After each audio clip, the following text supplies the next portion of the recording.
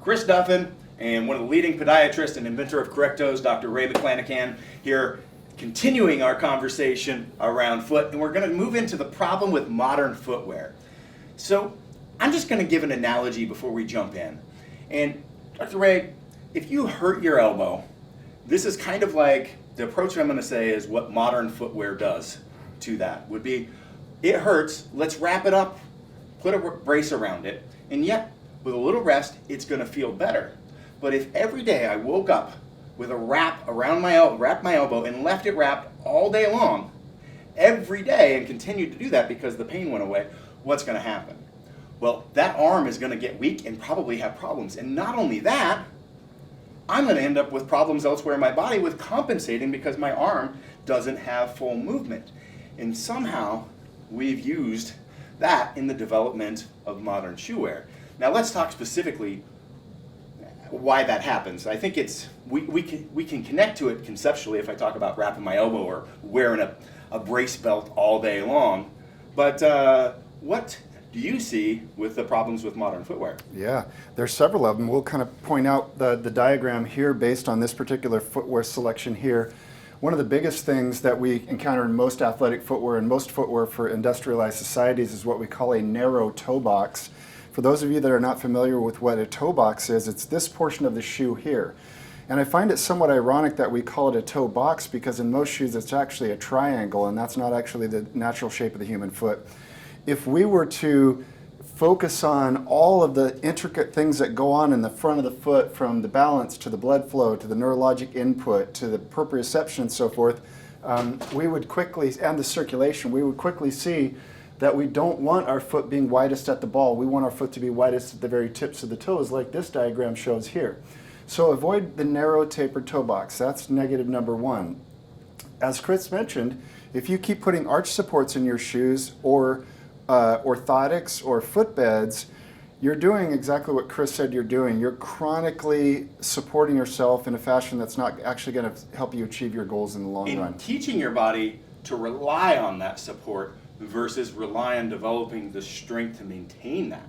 And that is going to lead to issues. Yeah, there may be times that you need to do that, just like there may be times that you might have to wrap your elbow because it's too sore and it needs a little bit of rest. But beyond that, and a meta-analysis, I think, of the research show that there's no long-lasting positive effects from orthotics. And learning to actually rely on that, we start breaking down that problem. So yeah. Chris brings up a very valuable point. I happen to have one of my father's old neck braces at home, and I was thinking the other day, I'm just going to wear it to work every day and just get what people's response is to me, like, why are you wearing the neck brace? Well, I hurt my neck 20 years ago. You know, it's the same thing, you know. And there's a reason to wear a neck brace at the time. Absolutely right. So there's a time and a place for everything, orthotics, foot orthotics, neck braces, but to Chris's point, it should be temporary till you're well, and then we need to rebuild again. Now, two of the other things that we see in here is the raised toe and this lifted toe and the raised heel. What does what happens there? So I learned about these two features from a podiatrist that died about 10 years ago, Dr. William Rossi. You and I have spent a little bit of time talking about him. His articles are on our website. On the very front page of Dr. Rossi's article, Why Shoes Make Normal Gait Impossible, it shows what happens to the body column with a progressively higher heel. You know, so if they're standing there on level flat, their body column is normal, their posture is fine. Put on a 1-inch heel, and we don't do this, we make compensations like Chris said, and those compensations will break down our body over time. So having an elevated heel chronically shortens our calf muscles. The scientific literature is clear on that. So there's no good reason for having an elevated heel unless you're going to ride a horse. I've heard that you need a heel to keep your boot in the stirrup, but as far as like athletic activity, all it does is destabilize the entire body column, make your calf muscles shorter. So that's a negative.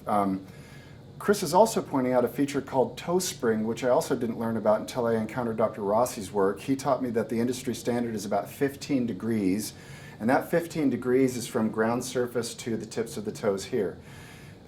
If we were to look at how our feet are positioned inside of this, we would probably be curious about why our toes are lifted above the support surface, because this is not how our foot naturally sets itself up when we stand barefoot. Long-term negatives have been known since 1905. Dr. Phil Hoffman traveled all over the world. He noticed that cultures that do not wear shoes with toe springs don't get a lot of the problems that I see in my practice.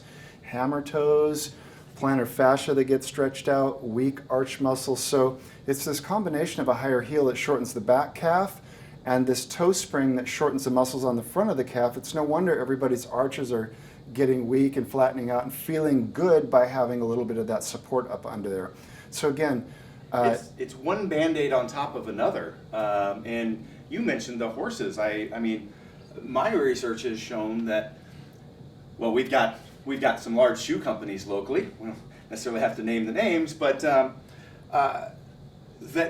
historically, the raised heel came from equestrian, from riding, and you actually need it to capture the stirrup. So you have in a cowboy boot, for example, and then that rolled into fashion. And then in the running craze of the 60s and then the 70s, what we saw was starting to release, running shoes. And because people had a chronically shortened gastroc, they were starting to tear their gastroc.